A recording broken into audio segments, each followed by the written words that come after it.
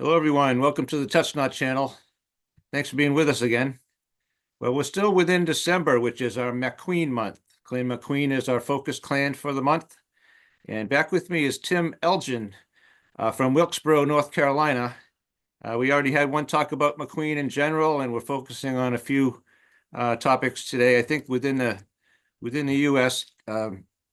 History. Tim has a little more on that than I do. He's been looking things up and getting ready for our talk here, which is exciting. How are you, Tim? Pretty good. Nice, cool morning. Yep.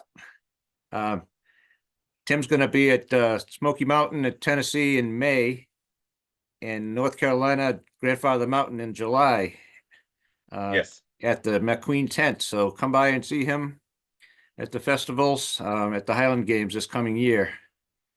So a lot of MacQueens emigrated to the U.S., Tim, and I know there's a few especially that we have in mind, I think, for today. Yeah, because there's everybody likes to focus a lot on everything that happened in Scotland and don't Right. realize that we have our own unique stories that happened once people got over here. And a lot of them, no one really it is passed over in history. So it's a story that, needs to be reshared so we can understand some of our history on other sides. Right. Much of it, I was unaware of much of it, so I'm glad we're into this. Yeah, there's I've had a lot of people ask as far as what happened once everybody got here. We can follow the family trees as far as where we immigrated across America to the West Coast and how everybody moved around. And with every line that moves, there's a story. Hmm. So those stories are something that each line should be able to find someone within their direct line that, there's some pride in that you can carry a little myths and legends about the McQueens here in America that most people don't know are there. Right. It's nice to be able to picture your forebears in their actual lives and have a little what I would call snapshot, or a moment in time of their actual lives. They lived and loved and died and went to church and had careers, and we don't know what else, but it's nice to be able to focus on a few of these and really take the microscope out down into some times and events that I never knew about. Yeah, because we've had McQueens in the Revolution, the Civil War, all the World Wars. There are some people that have really done some amazing things that, you know, their family should be proud of. Mhm. Um, for instance, we'll kick it off.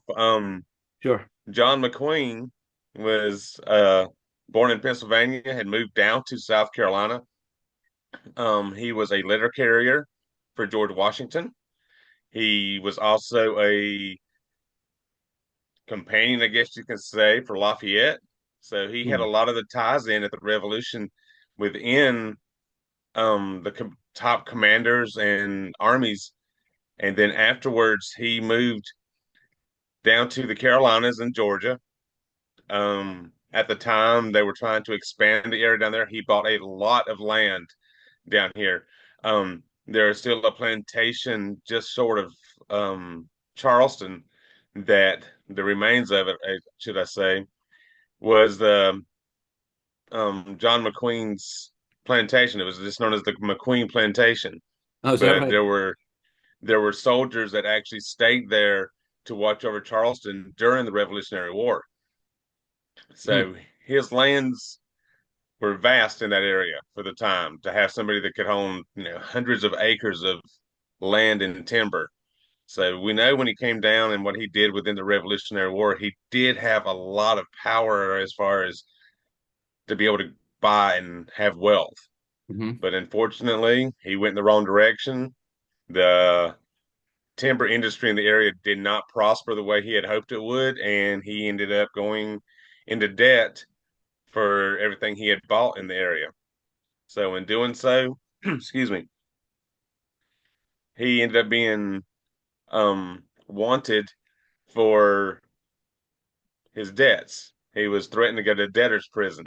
Ah, yes. So he was worried for himself. So I guess he fled to Florida, which at the time was a Spanish state still. Hmm. Uh-huh.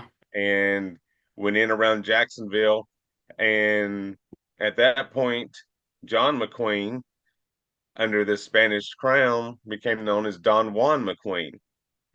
So, So everybody thinks of Don Juan as the whole romanticized side, but this is a unique side that he went from one person to another person in hmm, the storytelling of it just because he crossed over into Spanish lands. right, Um, his his wife did not want to be in Spain. She wanted to be, or in New Spain.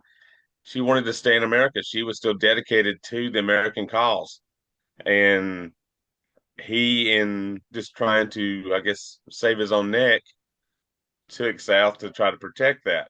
He right. even converted over to Catholicism, which again his wife did not agree with, so that kept them apart.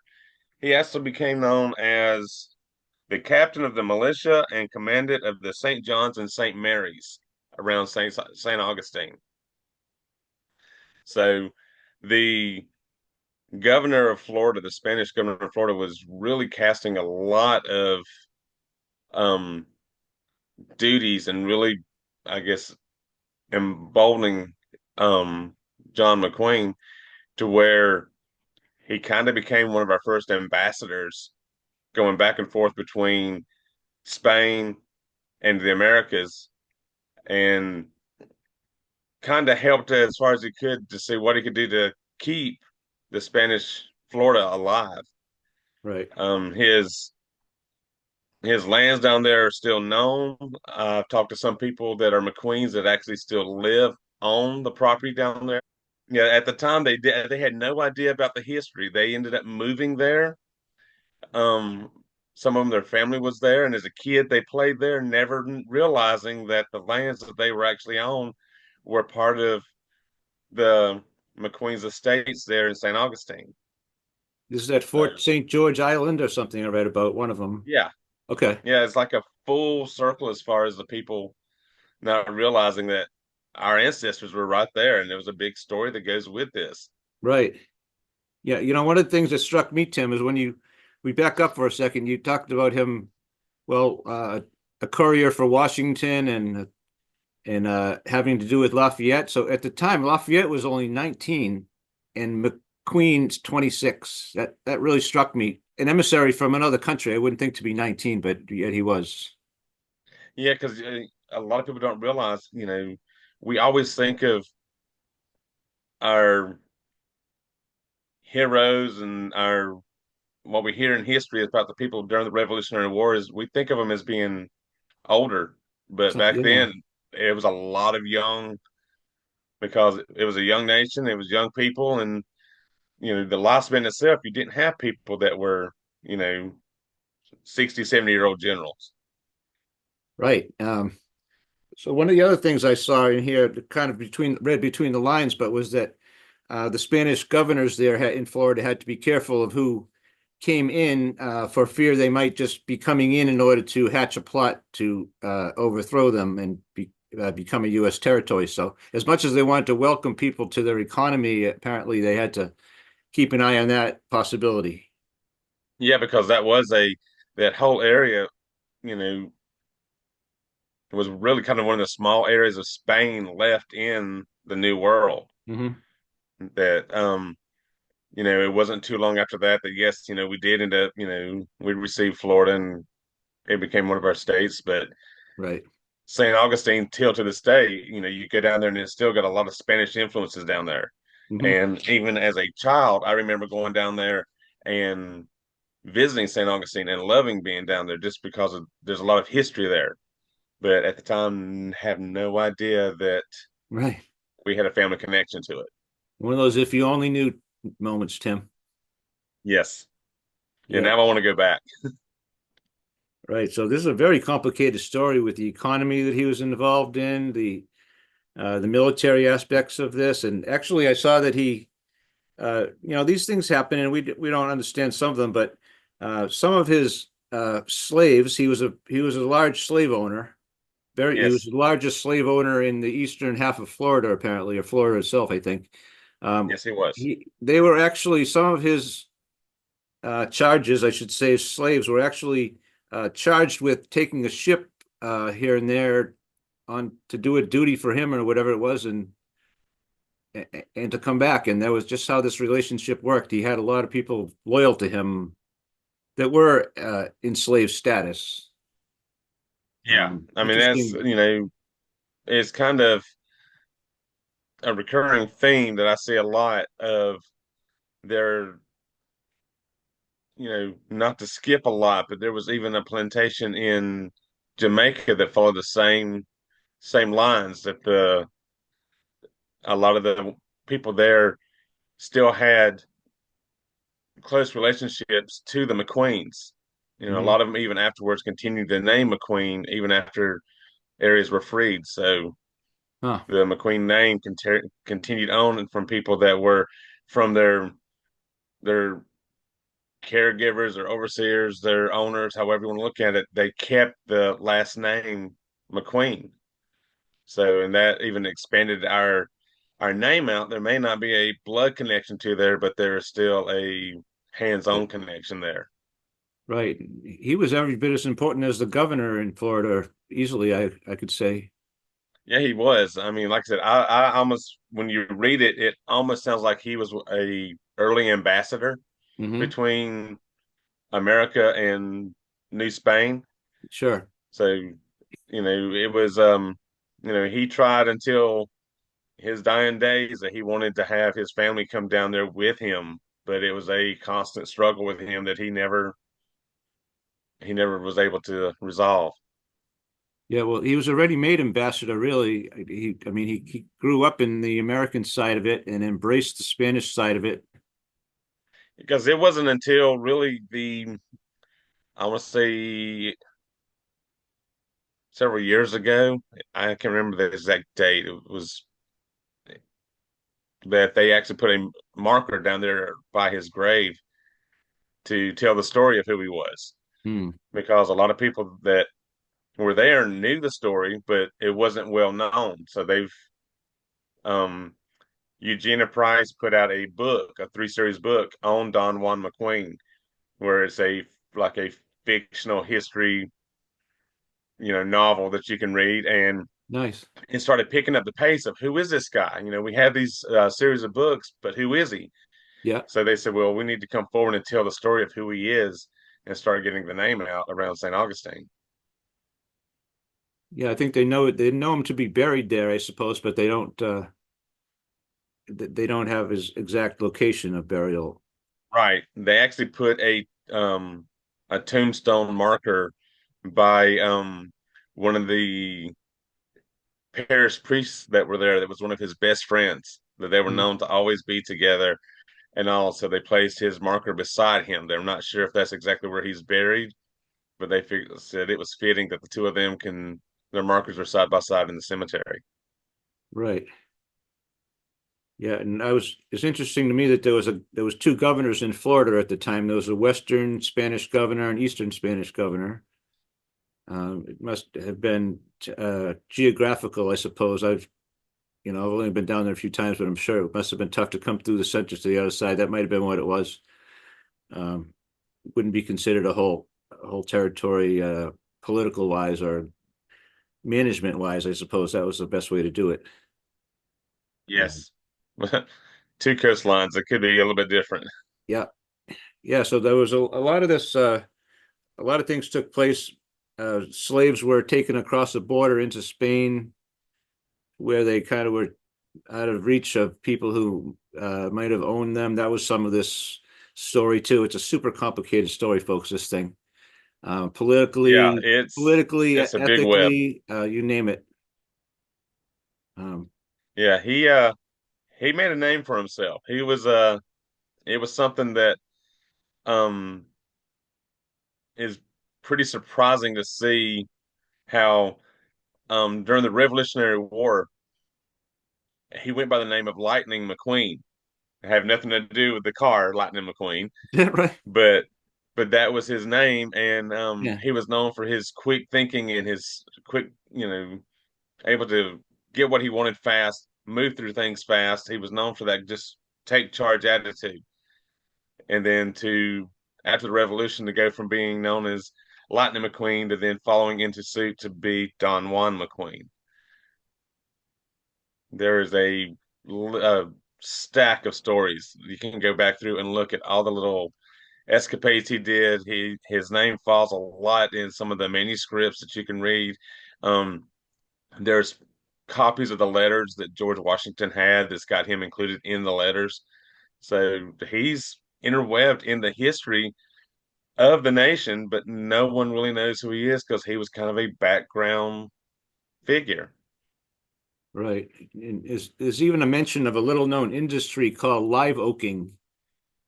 I don't know if you saw that or not, but apparently the live oak is very pliable wood and it's very useful for, well, for furniture and other fittings on board ships. And this was a very lucrative business if you could get it. I'm thinking of mangrove swamps, but they're talking about live oak, which I guess it has a curliness to it or something, a curviness to it that are Yeah, useful for making fittings on ships. And it was hard to find perhaps or hard to harvest, I think. And that's one of the things he yeah, tried to get into. I think that was a failure, but he never stopped trying to get into other little schemes and not get rich quick really, but other he had his hands in a lot of different places.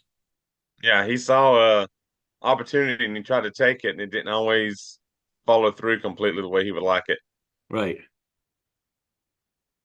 Exactly. Yeah, Lafayette was even in on him with that one, and it still didn't work, apparently.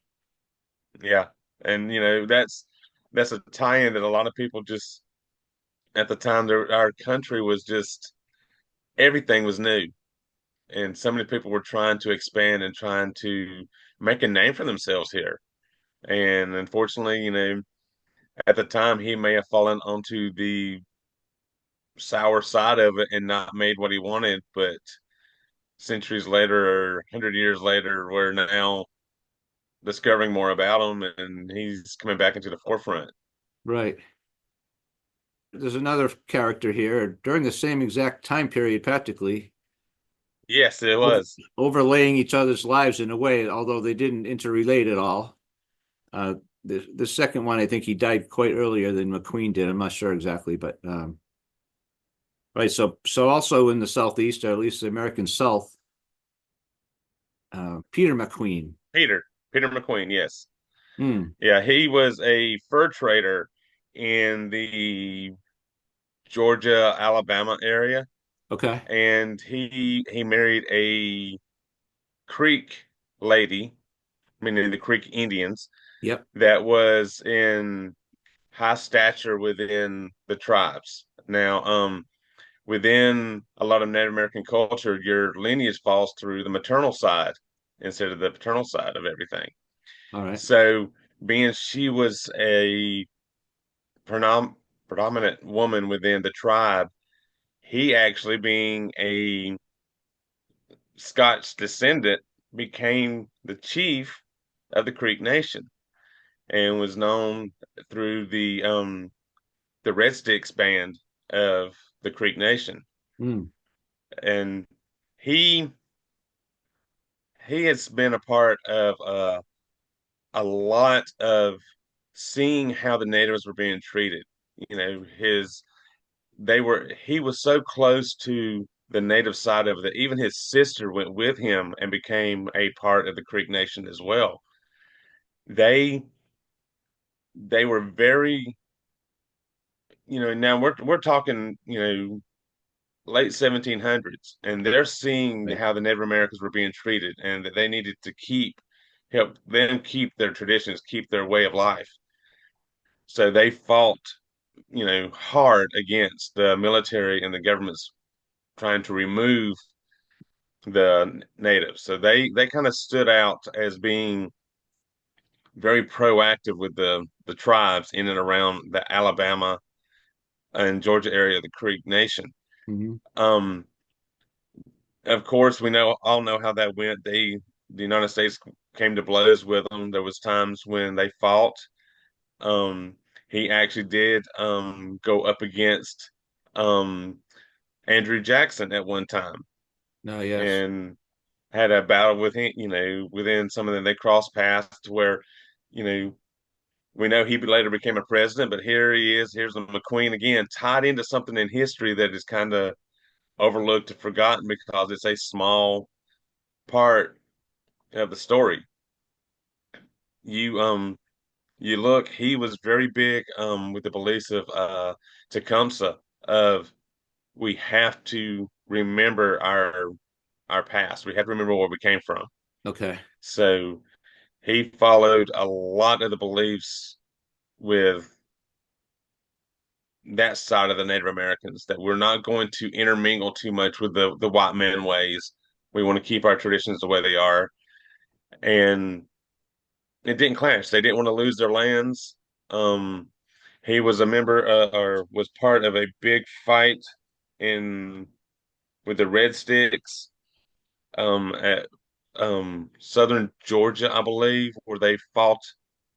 I want to say it was Fort Mims, but I may be wrong with that.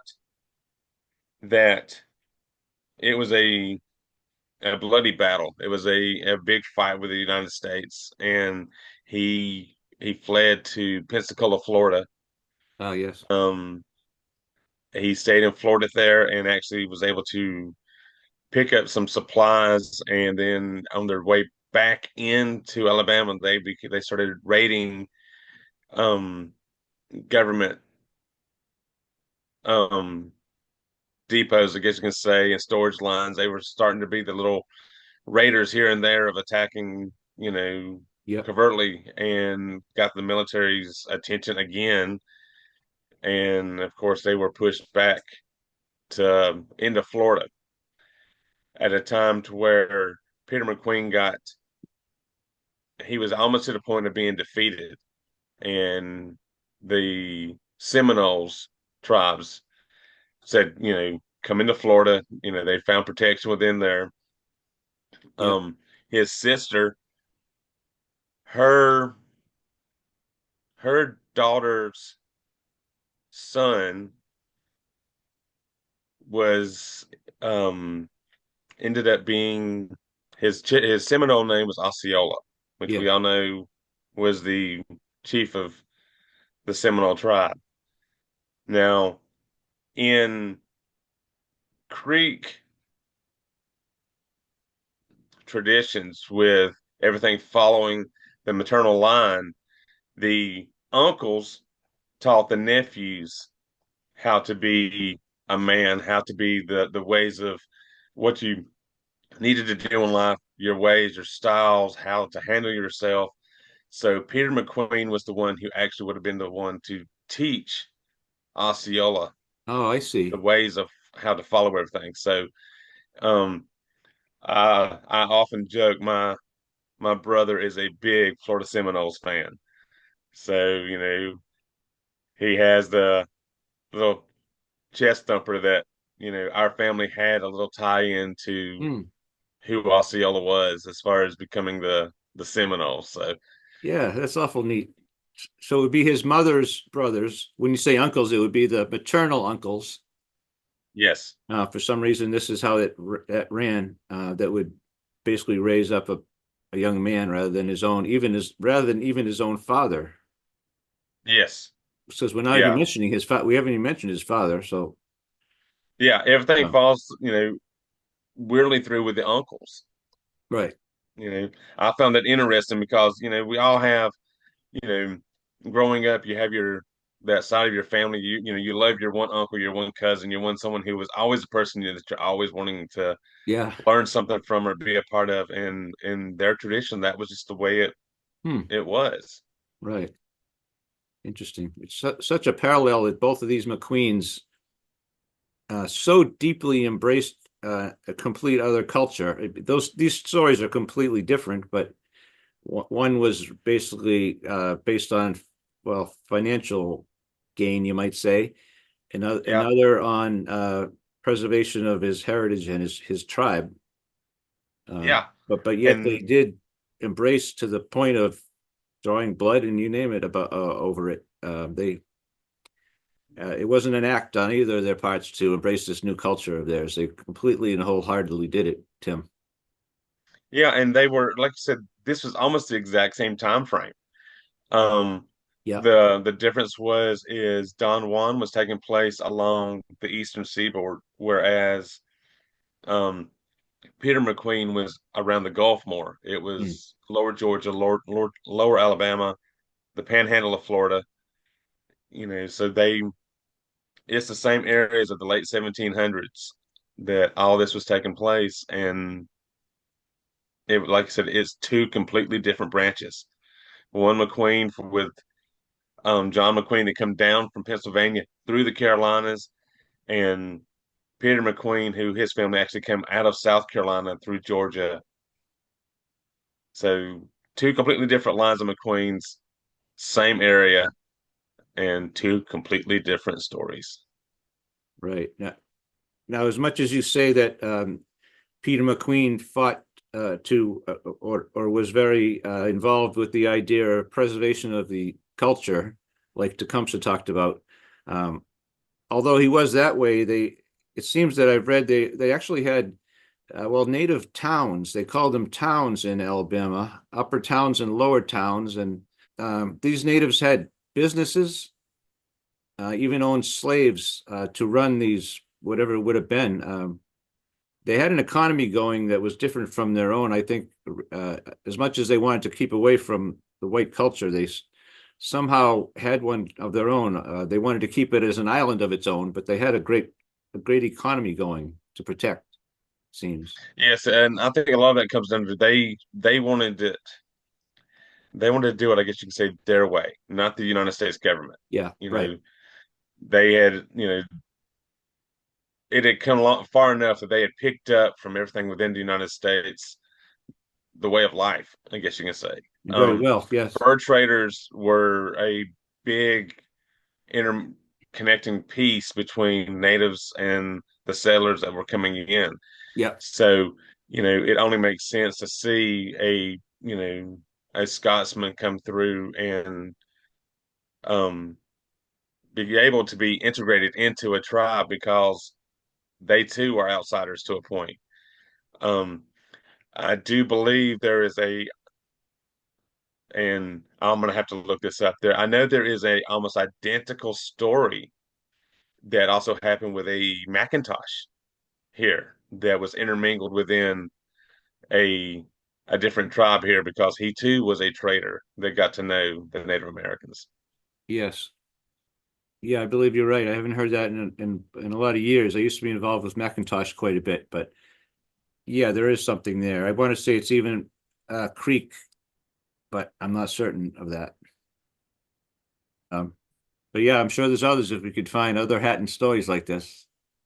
Uh, Yes, I mean, and that is the great part about it is, you know, all you have to do is dig a little bit. These hmm, stories, I'm researching my family. Um, as we've done the events and I've met people from other lines of the McQueens, I'm like, okay, I want to find out a little bit about as many lines as possible. yeah, You know, I may not be completely fluent on all of them, but I want to be able to touch on them and know them to where I can tell somebody, hey, you need to look this up. This is something that is interesting for you. right. And you start finding all these stories. And it's like, you know, they're so, the McQueens were such a colorful group Yes, that there's so much to them that, you know, for us to be so small, it's amazing what you can find. Um, Going, from history here to even nowadays, you have, Butterfly McQueen that was part of Gone with the Wind. We have okay, yeah, celebrities that were, you know, such a big part of the McQueen lineage that people don't even realize it or think about. yeah, So if you're looking for your family, look back a little bit. You don't always have to go all the way back to Scotland. We all love our stories of Scotland, but right, there is a lot of stories right here in America that will surprise you. And I'm sure it's the same in New Zealand, Australia, South America, right, everywhere that the McQueens have gone, there's stories. So when you're looking for your family, sometimes it's just under the surface. You don't have to go back to 300 years. right. You have a full story right here that your family can, created that is something to be proud of. Absolutely. And your Facebook group, Tim, it's uh, Clan MacQueen of the Carolinas, right? Yes. I'll put an image of that on here as like I did in another chat. That's the place you want to go, folks, to carry this conversation further with Tim, or if you'd like to meet him at some of the games, Smoky Mountain this year, right? I mean, coming up in the spring in May, Tennessee, Smoky Yeah, that Mountain. will be in yeah, that's in Tennessee. You know, we made our Facebook page out for the Carolinas just Yeah, because I'm from South Carolina, my wife's from North Carolina. We're back and forth across the Carolinas. yeah, So, but we're not just the Carolinas. We're, sure. we've expanded out where we want everybody from the United States to come in and beyond, really. If you're a McQueen, you've got a story to tell, step in and tell your story. Yep, Someone's going to love it. Someone's going to say, hey, that's part of my lineage. And it's a great way for us all to find each other and connect and say hello. right.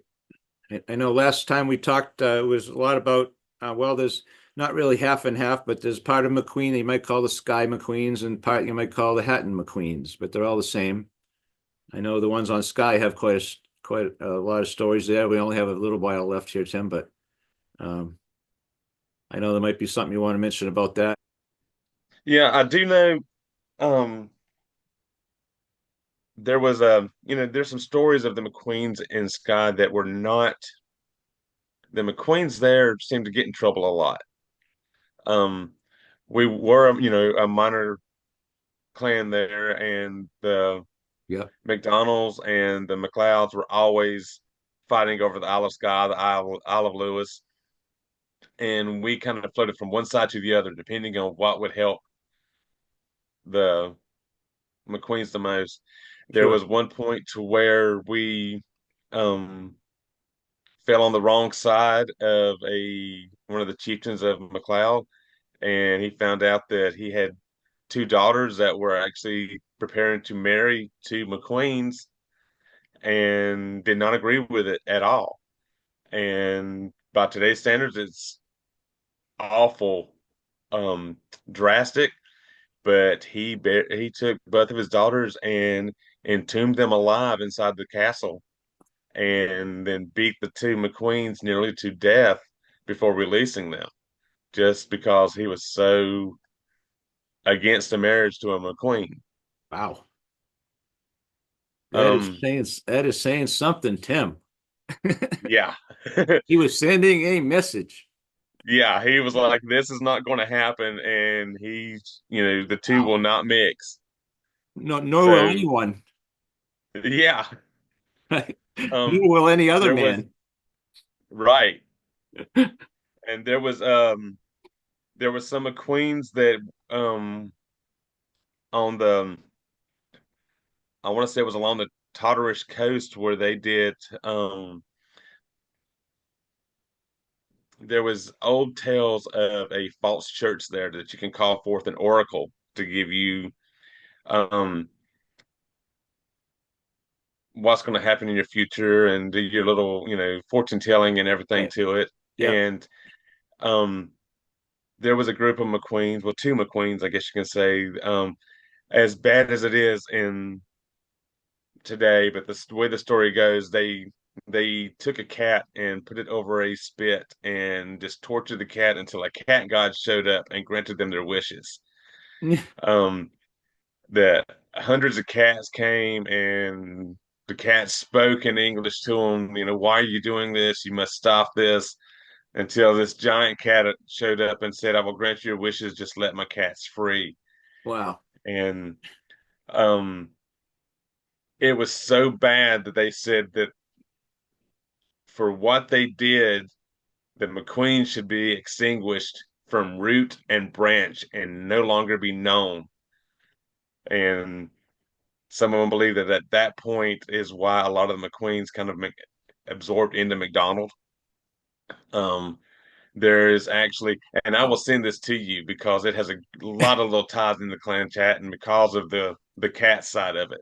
Yep. Um, but there is even a poem that was written that the McQueens are untrustworthy, that we are, you know, a little bit to be avoided.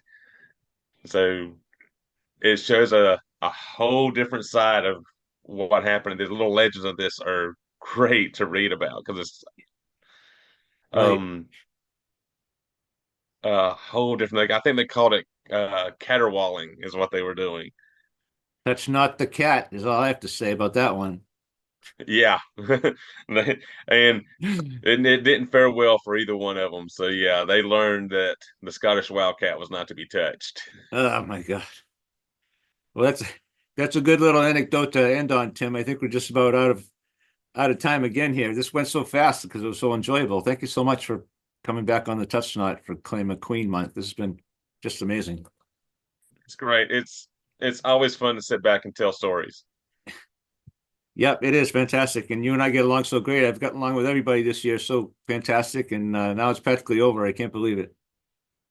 Yeah, we're gonna. I was joking with my wife that we'll have to find a way to make it up to the Northeast and say hello. No, please do. Yes, join us up here in Vermont or New Hampshire. Yeah, Right. we have family there, so it won't be that far. Good. Well, thank you so much again, Tim Elgin from Wilkesboro, North Carolina. It's been my Thank, pleasure. great. Thank you, everyone. Touch not.